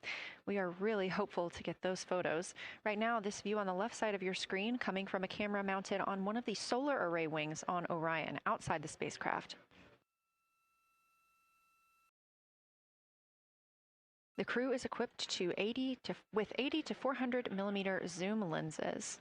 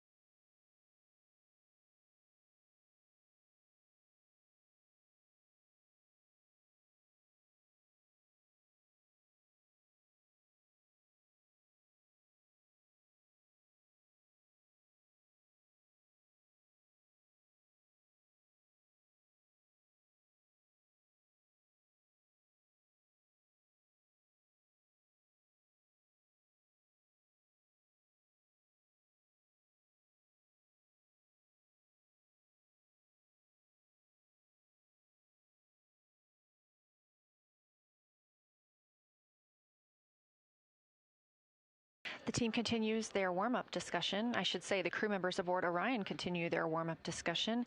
However, they are about to be prompted to move on to discussion number 2, which is near side and far side.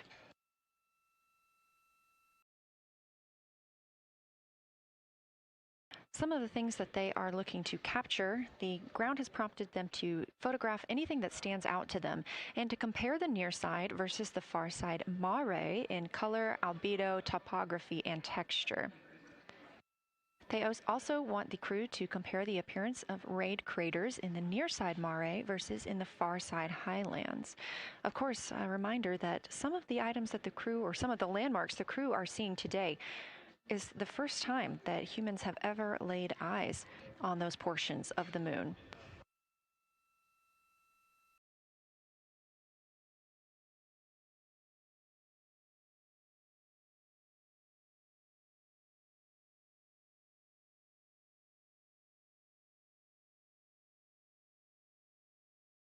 In the targeting package, there are a few reminders of the crew. For the crew, there are time-sensitive observation reminders and science sit-rep reminders. Integrity. We have a sit-rep. The targets that are being discussed right now, it's the far side, near side comparison, and hearing some great discussion of browns and greens in the Aristarchus Plateau and how those disappear as you go toward the North Pole, and then over to the far side, you lose the color. You've got Jeremy in window 2, Reed in window 1, having a great discussion. Christina's under window, Reed is in window 3. Christina's under window 1, documenting the discussion. And we've got the lights completely off in the cabin. There are some LEDs that we cannot put out that do provide some light scatter. But we have all of the internal lights off. And are letting our eyes adjust as best we can. The window 4 view, you only get about a third of the moon. Tycho is going to go over the horizon soon, and you can see Aristarchus, and then you start to lose the view as you go to the west in Oceanus and Procellarum. So far, the team is on the plan, and the long lens is being put to good use, and recordings are being made, and internal documentation of the configuration and the observations is ongoing. Science, do you have any questions for us at this time? Integrity Science. Victor, very glad that you provided the first formal science sit-rep, as these were indeed your idea. One follow-up question, any relationship between those browns and greens you described? Do you see them blending into one another, and do you see any topography associated with either color?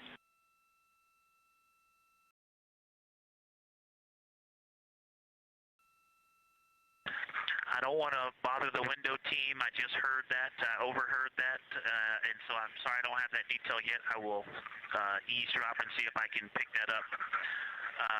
I will try to answer that at some point. I also heard a comparison of the albedo in Aristarchus, that crater, the very high albedo spot you can see on the near side. There is a feature called, I believe, Burgess Alpha, that is equally or maybe higher albedo.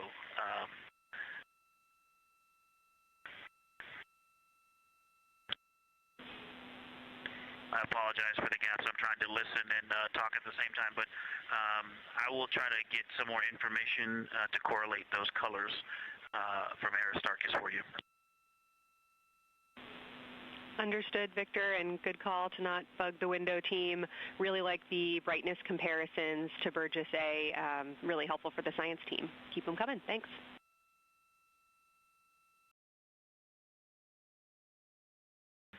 I also heard a discussion about the albedo of Grimaldi being a 10, and how many of us, when we were a little further away, saw that as the darkest albedo, and that the bigger mare off to the to the east was still dark, but maybe a 7-8. We still think that, but you are seeing color variation, albedo variation inside of Grimaldi as well, and that even on the west side there's still a very dark part of it.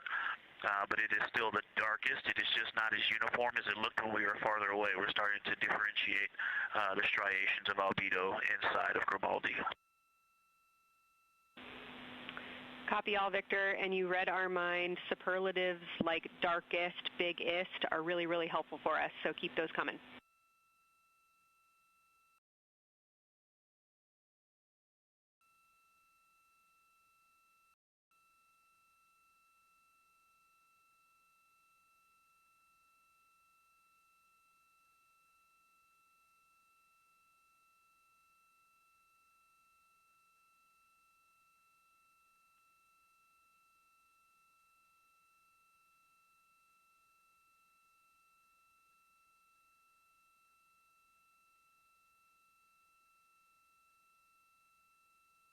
As we were just mentioning, the crew is slated to perform these science sit reps. They are prompted to do so by an icon in their lunar targeting plan. That one coming down from NASA astronaut and pilot of Artemis II, Victor Glover.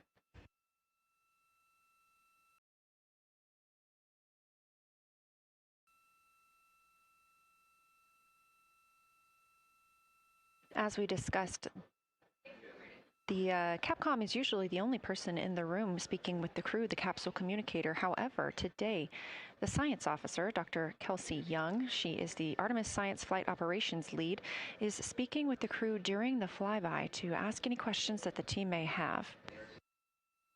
To her right is Trevor Graff. He is one of 3 science officers.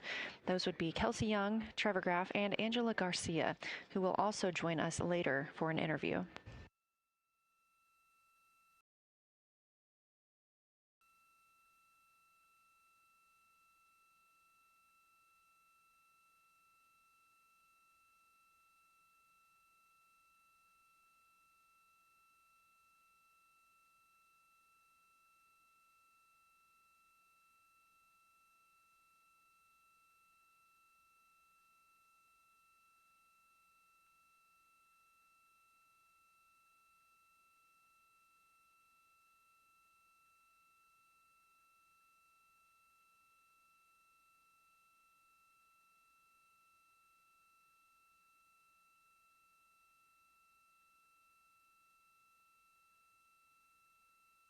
And Houston Integrity Science Integrity was able to get a view out of window 1, which is a beautiful view. I can see the entire moon that they're looking at. We left the T-shirt up there, so I was kind of peeking through the opening in the makeshift shroud there. And once I was able to get 2 eyes on it, what jumped out at me was Vavilov. It's just peeking out of the Terminator. It's clear of the Terminator now, but it just really jumps out because it's still got the low light, the low sun angle. And so where the, Vavilov has that impact over the top of another crater, where the 2 craters intersect on the eastern edge. So on the side closest to Oriental, where the 2 crater rings intersect, the shadow there is the highest peak in the interior of Vavilov, and so you can see that terrain is, there's some real variation in the terrain there, that there's a nice peak where those peaks intersect, where those rings intersect, and we'll get a picture of that. Love the description, Victor, especially the comparison and relationships you just described about topography. And if it's easier for your observations, do feel free to remove the T-shirt shroud from window 1.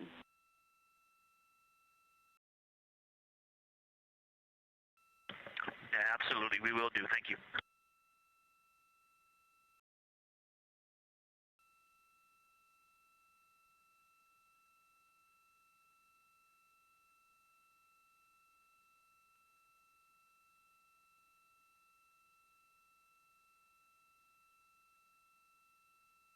Those calls coming from NASA astronaut Victor Glover. As we discussed, the crew is working in pairs at the windows. Right now, taking photos are Commander Reed Wiseman and Mission Specialist Jeremy Hansen. Serving as their support team are pilot Victor Glover and Mission Specialist Christina Cook. You're hearing those calls from Victor Glover, as he is on that support team, and he is tasked with providing the science sit reps, while the two crew photographing and making annotations of the moon are in Windows 2 and 3. Windows 1 and 4 are available for the support crew to fly up to, obviously look at the moon themselves, and provide these science situational reports. The view on your screen is part of the lunar targeting package, and it's something that the crew can reference as they are flying by, but this is an animation.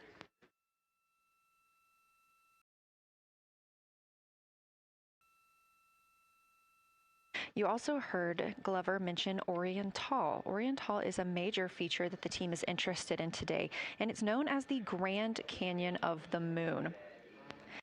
Until this mission, the Oriental Basin had never been seen in sunlight by human eyes. Oriental Basin and its surrounding ejecta could fit within a straight line distance from NASA's Johnson Space Center, where we are at today, to Kennedy Space Center.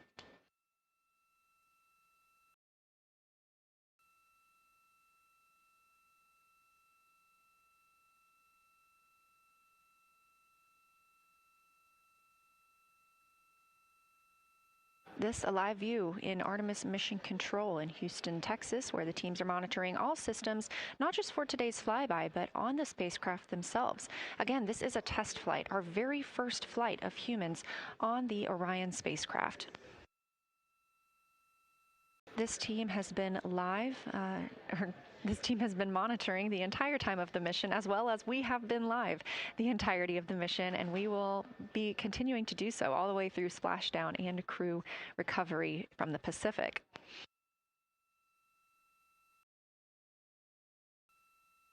This is a visualization from ARROW, the Artemis Real-Time Orbit website that you can also access at any time by visiting nasa.gov/trackartemis, showing us that we are now under 10,000 miles from the moon, 9,948 to be specific, and continuing to count down.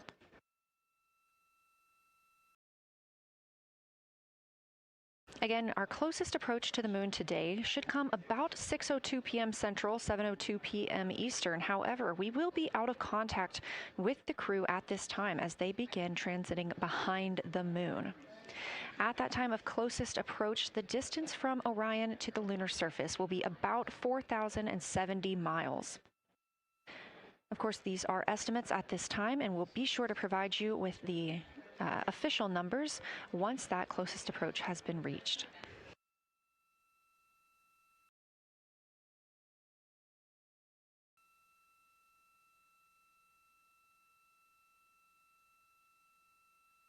This shot live inside the Orion spacecraft, where our 4 crew members are continuing with their lunar flyby activities. They have just begun those activities really about 20 minutes ago, so we've got several hours of moon view opportunities. This is still a live view inside that capsule. However, you can see just how dark they have turned down the lights. Actually, they've turned them all the way off. There are a few LEDs that they cannot power off, but turning down these lights gives them better views outside of the spacecraft's windows while they photograph the moon. This also prevents any reflections from inside the spacecraft bouncing up on the windows and interfering with their photography.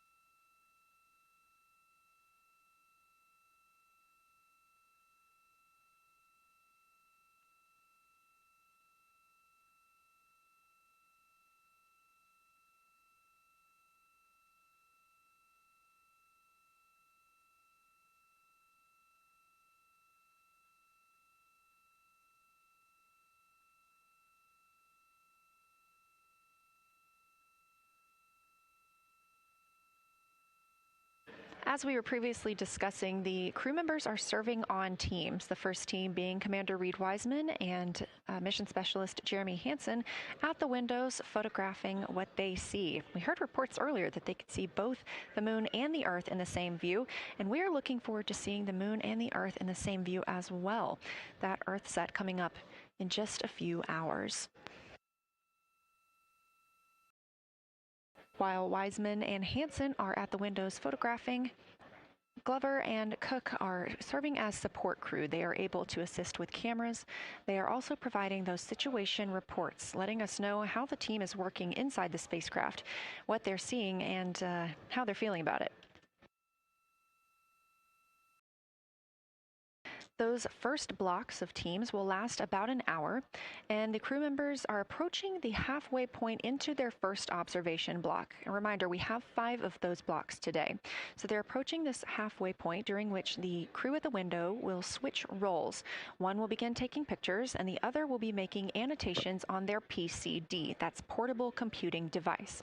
Both of those crew members at the windows are recording audio of what they see. They are putting on headsets and recording audio into their portable computing devices. Obviously, we are not hearing this right now. This is going to be sent down to the science team, and they will be able to analyze that at a later time.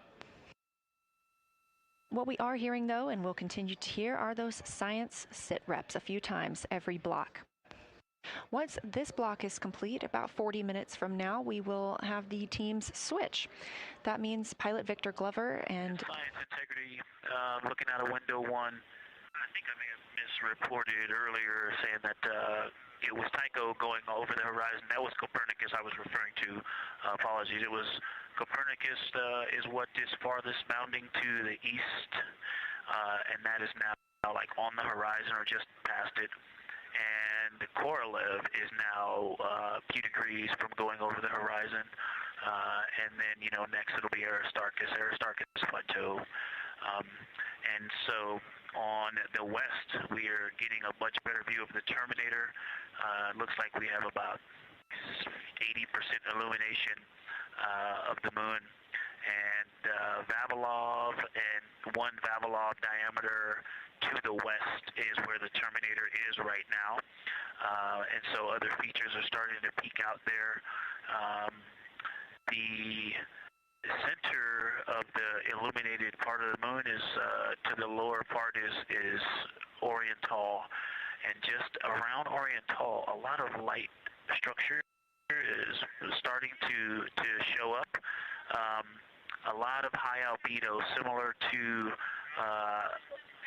the feature, I cannot remember, Burgess Alpha and Aristarchus type high albedo in the ring. So when you look at the interior ring and the external ring, it's almost as if the edges are starting to dry up and turn white. If it was something that was wet and got dry, the edges would be the part to dry first. You just kind of outline all the topography in the interior of that wall is like it was dusted with chalk or is starting to dry, or maybe dusted with snow. If this was the Earth, I would say there was snow dumped on some of the ridges on the interior of the rings of Oriental.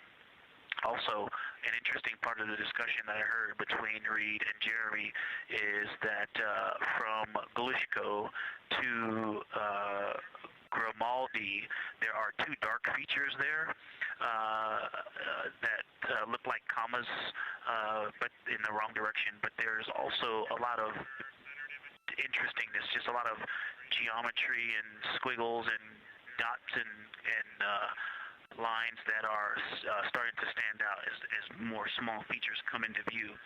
And there also is a lot of variation in albedo. And some of those, the 2 dark features, for example, have on the southern edge of the larger one, the one that's further to the south, there's a very dark, the 1 albedo, like the southern and western part of Grimaldi. And the one to the north, closer to Glushko, is also that same dark albedo. And then around them, there are some very high albedo spots just to the north of the southern one, and just to the west of the smaller one to the north. Very high albedo, almost approaching the 10, a 9 or a 10, like Aristarchus. and lots of little bright spots are just starting to pop up on in this view. To the north, as you look up at the North Pole, there is a very distinct crater with a lot of a very defined central peak that is also 3 in albedo, and all of that area past it, going to the horizon, gets lighter and lighter, and is very, very high albedo. And I will go look and find the name of that feature if I can look that up. And then to the south, really getting some interesting geography and topography in the South Pole Aitken Basin. And the view of the South Pole is quite amazing. We've got some Terminator there, as well as the limb view, and there is a very distinct crater right at the South Pole. And I'm going to go look up, I don't believe that is Aiken, but I'm going to go look up the name of that one because it's also giving a lot of good topography due to the shadows that I'm seeing. But that's, I was trying to bound the view that I'm seeing for it and got distracted by all of these interesting albedo variations that are popping up in the interior. But that's the view that we see just a Vavilov diameter to the west beyond is where the Terminator is. Just beyond, I think Copernicus is the easternmost feature that we can see. A very nice ringed, very nice structure crater to the north with a great high albedo central uplift to the north, and the south is dotted by a very characteristic crater with a lot of terrain, shadow features, and I will go try to find some landmarks to put names with those. Any questions for the observation team? Integrity Science, love the descriptions. You're definitely looking odd up there. Appreciate seeing the training being implemented. Especially interested in your descriptions of the dark patches. You compared the comma-looking features to the albedo you see in Grimaldi and noticed that you're starting to see those color differences popping out. Any observations you want to make, especially when you get on, the PCD in a little bit, would really help us tease out the differences in those dark Mare deposits. Great description, Victor. Keep them coming.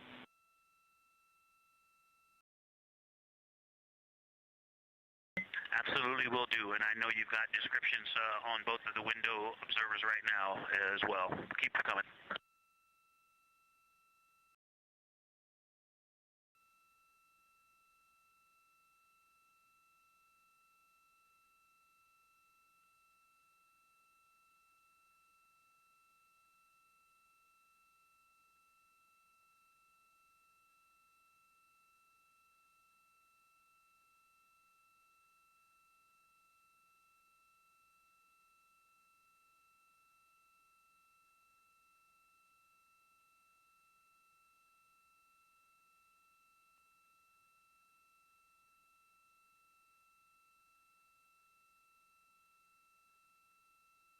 Great evidence of how well trained this crew is by the science team. NASA astronaut and pilot of the Artemis II mission, Victor Glover, calling down a situation report, noting several different features on the moon and such descriptions, even saying that it looks like snow on some of the peaks. Obviously, we do not expect that to be snow, but referencing that as some of the lighting on how it looks to the Artemis II crew from their current position.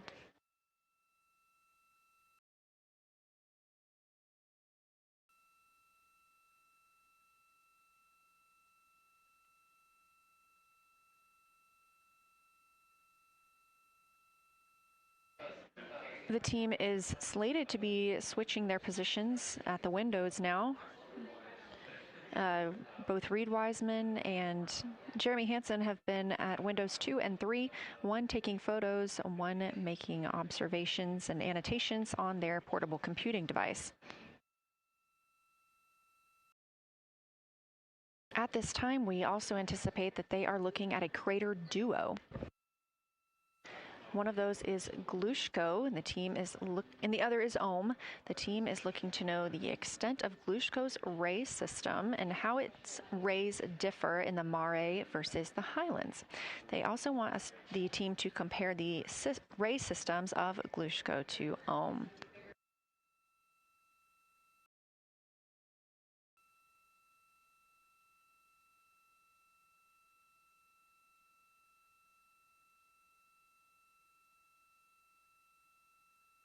Ohm is considered a young crater.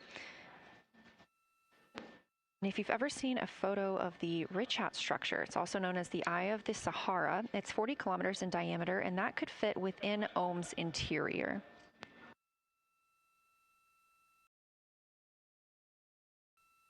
The team is specifically interested in descriptions of that ray visibility, including the color, albedo. Remember, albedo is the brightness or the surface reflection, and the reach.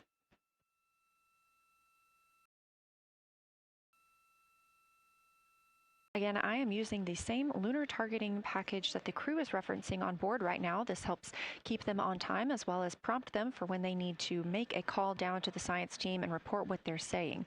It also gives them reminders of when they need to